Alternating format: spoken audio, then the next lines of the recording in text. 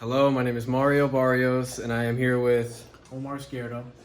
and we're students at FTC, and we just did our first programmable logic control wiring.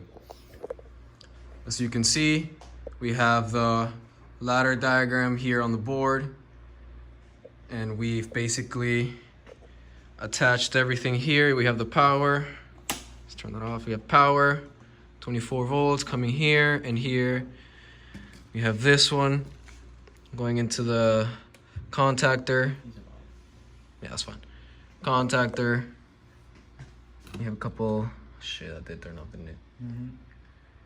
Now we have to show that it works.